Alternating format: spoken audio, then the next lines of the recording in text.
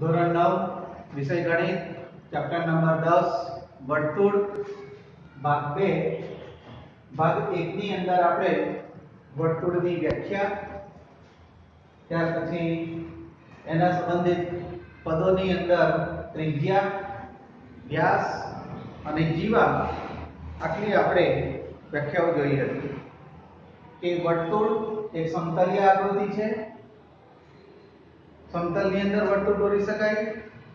મેં પહેલા પણ કહ્યું હતું કે વર્તુળને જ્યારે જ્યારે વર્તુળ શબ્દ આવે ત્યારે તમારા મગજ સમક્ષ તમારે આંખ સમક્ષ બંગડી આવવી જોઈએ। એટલે બંગડીનો જે આકાર છે વર્તુળાકાર છે ને એ વર્તુળ કહેવાશે। ટાયર એને પણ આપણે વર્તુળ કહીશું। કુકરની રિંગ એ પણ વર્તુળ કહેવાશે।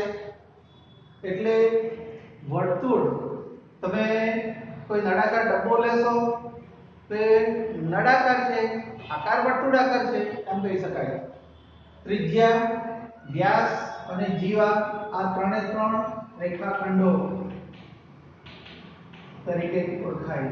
એટલે ત્રણે ત્રણ રેખાખંડો છે એની વ્યાખ્યામાં આપણે જોઈ હતી કે ત્રિજ્યા કોને કહેવાય કે જે રેખાખંડનું એક અંત્ય બિંદુ વર્તુળનું બિંદુ હોય અને બીજું અંત્ય બિંદુ વર્તુળનું કેન્દ્ર હોય તો આવા રેખાખંડને વર્તુળની ત્રિજ્યા કહેવાય। ત્યાર પછી જીવા, તો જીવા કોને કહેવાય કે જે રેખાખંડના બંને અંત્ય બિંદુ વર્તુળના બિંદુઓ હોય તેવા રેખાખંડને આપણે જીવા તરીકે ઓળખીએ છીએ। વ્યાસ વર્તુળના કેન્દ્રમાંથી પસાર થતી જીવાને વ્યાસ કહેવાય અથવા વ્યાસને આપણે વર્તુળની લાંબામાં લાંબી જીવા છે એમ કહી શકીએ। હવે આગળ બીજા આપણે પદોની આપણે વાત કરીએ તો કે વર્તુળ દ્વારા સમતલનું વિભાજન। વર્તુળ દ્વારા સમતલનું વિભાજન। બોર્ડ આ એક સમતલ છે। હવે એની અંદર આપણે વર્તુળ દોરીએ તો વર્તુળનું કેટલા ભાગમાં વિભાજન થાય છે એ આપણે જોઈએ કે આ એક સમતલ છે તો એની અંદર આ એક વર્તુળ દોર્યું તો એનું વિભાજન ત્રણ ભાગમાં થાય છે। એક વર્તુળ પોતે ત્યાર પછી બીજા ભાગમાં આપણે વિભાજન જોઈએ તો વર્તુળનો અંદરનો ભાગ, બીજો અને ત્રીજાની આપણે વાત કરીએ તો વર્તુળ એનો બહારનો ભાગ।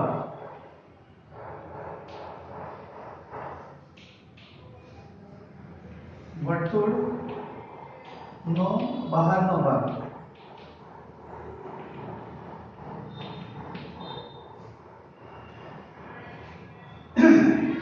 એટલે વર્તુળ દ્વારા સમતલનું ત્રણ ભાગમાં વિભાજન થાય છે એમ યાદ રાખવાનું કે એક કાગળ ઉપર તમે વર્તુળ દોરશો તો જે વર્તુળાકાર પરિકરની મદદથી જે વર્તુળ દોરાય એ વર્તુળ પોતે એક ભાગ, વર્તુળનો અંદરનો ભાગ અને વર્તુળનો બહારનો ભાગ આમ ત્રણ ભાગમાં એનું વિભાજન થાય છે। એટલે અહીંયા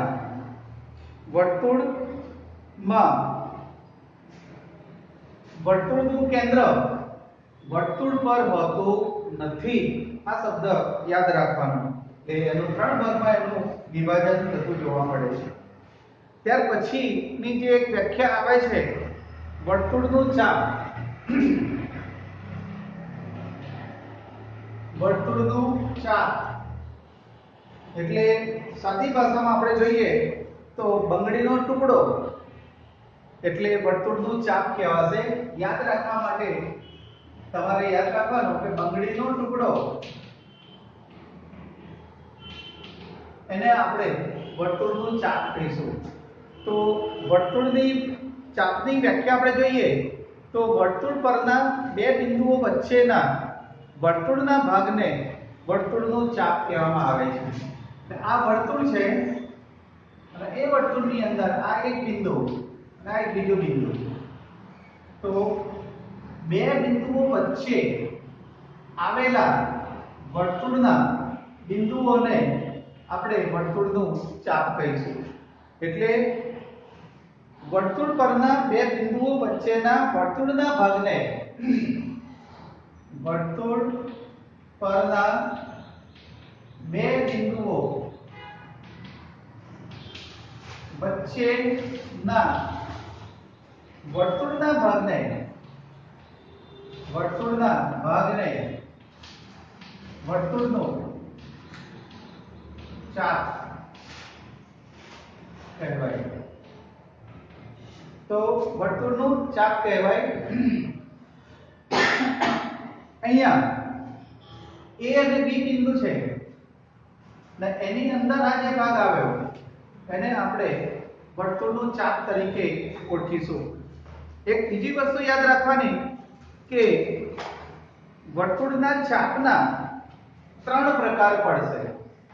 કેમ કે આ જે નાનો ભાગ છે એ લઘુચાપ કહેવાશે. અહીંયાથી આ જે બિંદુ આપણે લીધા એ પણ A અને B વચ્ચે વર્તુળના બિંદુઓ આવશે એને આપણે ગુરુચાપ તરીકે ઓળખીશું. અને અધવચ્ચે અર્ધવર્તુળ હોય એને અર્ધવર્તુળ ચાપ તરીકે ઓળખાશે. એ વર્તુળના ચાપ એના પ્રકાર. તો પ્રકારની અંદર એક લઘુચાપ,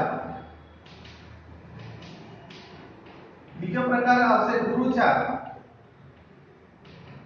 અને ત્રીજો પ્રકાર આવશે અર્ધવર્તુળ ચાપ.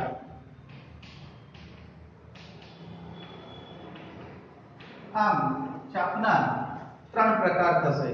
એટલે અહીંયા A થી B ની અંદર અહીંયા કોઈ બિંદુ P આપેલું હોય તો લઘુ ચાપ APB આની ઉપર આ રીતે એક કર્વ એટલે કે એક વાટી જેવો ભાગ અહીંયા દોરી દેવાનો તો લઘુચાપ APB તરીકે ઓળખાશે.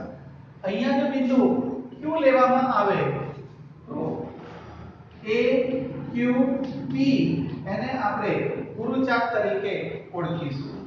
અને અર્ધવર્તુળ તમે લો, અહીંયાથી એક બિંદુ આ એક બિંદુ આ છે તો એને આપણે અર્ધવર્તુળ ચાપ એવું શબ્દમાં લખવું પડે AB. એટલે આમ આપણે ચાપને ત્રણ રીતે દર્શાવી શકીએ. એટલે ચાપને દર્શાવવા માટે આવી રીતે પણ લખી શકાય કે લઘુ ચાપ AB અથવા લઘુ શબ્દ તમારે ના લખવો હોય તો તમારે APB ચાપ એવું લખો તો પણ ચાલે. એવી રીતે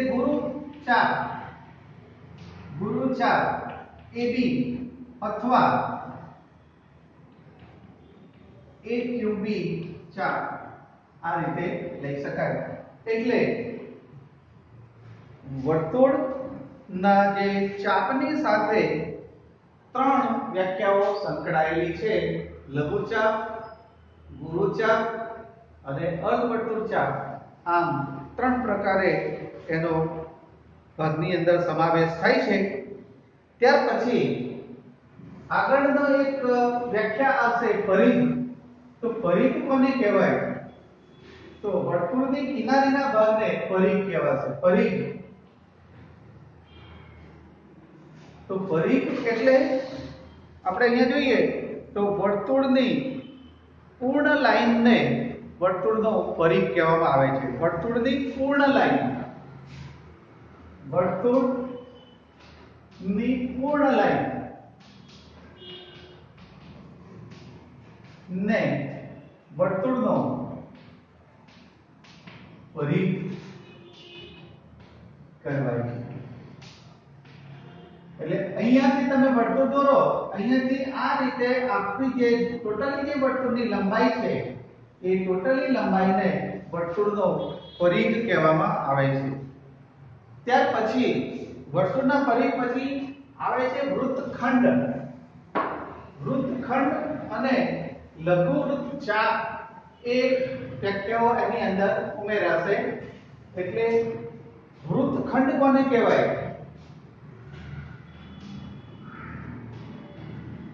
વૃત્તખંડ જીવા અને તેના બંનેમાંથી કોઈ પણ ચાપ વચ્ચેના પ્રદેશને વર્તુળાકાર પ્રદેશનો વૃત્તખંડ અથવા વર્તુળનો વૃત્તખંડ તરીકે ઓળખવામાં આવે છે. એટલે અહીંયા શું કહે છે? પહેલા આપણે આકૃતિ દ્વારા સમજીએ કે આ વર્તુળ છે, એની આ એક જીવા છે. અગાઉ આપણે જીવાની વ્યાખ્યા જોઈ ગયેલા છીએ. એટલે જીવા અને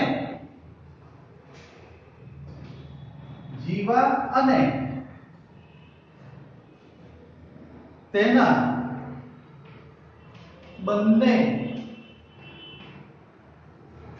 માંથી કોઈ પણ ચાપ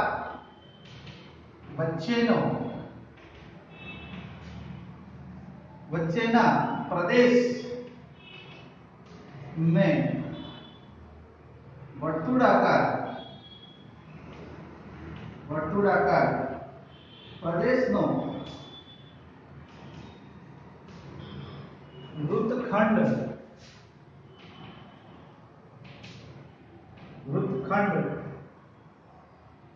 કહેવાય.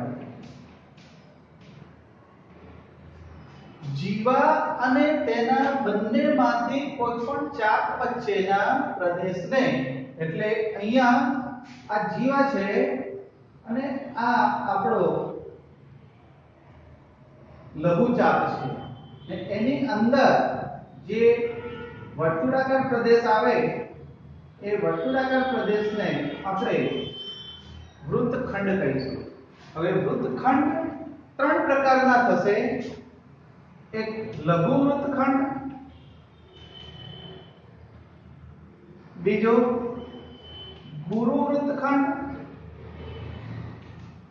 અને ત્રીજું અર્ધ વૃત્તખંડ.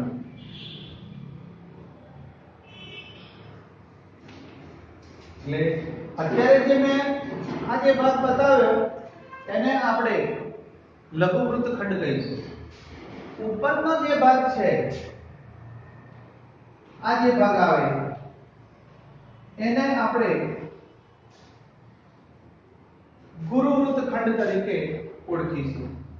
અને વર્તુળનો વ્યાસ હોય અને વ્યાસની સાથે જે વર્તુળનો ભાગ લેવાય એ ભાગને આપણે અર્ધવર્તુળખંડ તરીકે ઓળખાશે. એટલે વૃત્તખંડનો અર્થ શું થાય? વર્તુળનો એક ભાગ. એટલે એ ભાગ કરવાની અંદર જીવા અગત્યનો ભાગ ભજવે છે.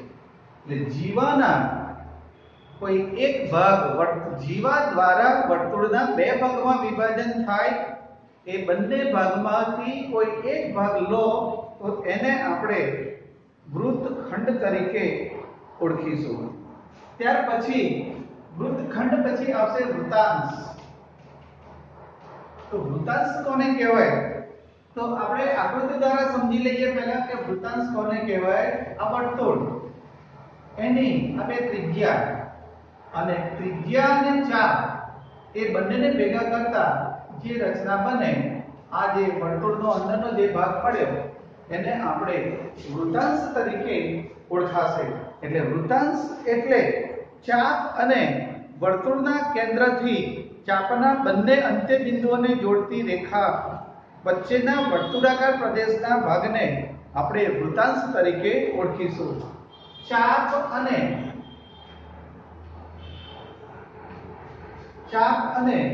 વર્તુળના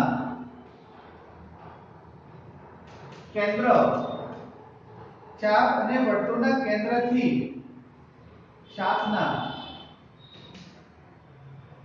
બંને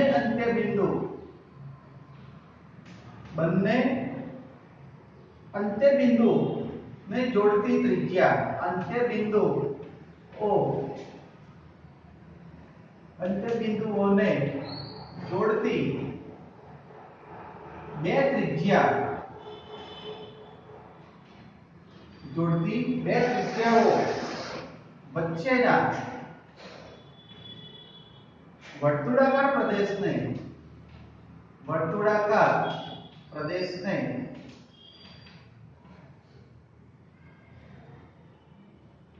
વૃત્તાંશ કહેવાય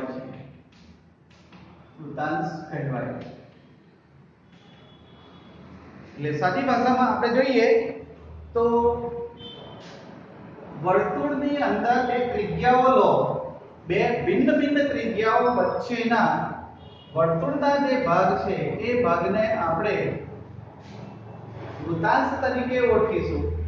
આમાં એના પણ પ્રકાર તમે જુઓ તો અર્ધવૃત્તાંશ, એની અંદર આપણે જો જોઈએ તો લઘુ વૃત્તાંશ, બીજા નંબરમાં આપણે લઈશું તો ગુરુ વૃત્તાંશ. એટલે બે ભાગ પડશે, અર્ધવૃત્તાંશ, ગુરુ વૃત્તાંશ. અને ત્રીજું તમે જો અર્ધવૃત્તાંશ લો, અર્ધવૃત્તાંશ અને અર્ધવૃત્તખંડ બંને સરખું થઈ જશે. એટલે આપણે બે ભાગ વિચારીએ કે લઘુ વૃત્તાંશ અને ગુરુ વૃત્તાંશ એમ બે ભાગની અંદર એનું વિભાજન થઈ શકે. એટલે આ રીતે આપણે આની વ્યાખ્યાઓ આપણે લઈ શકીએ. હવે પછીના ભાગની અંદર આપણે સ્વાધ્યાય 10.1 નો દાખલા નંબર પહેલો બીજો જે હશે એ આપણે લઈશું. અસ્તુ.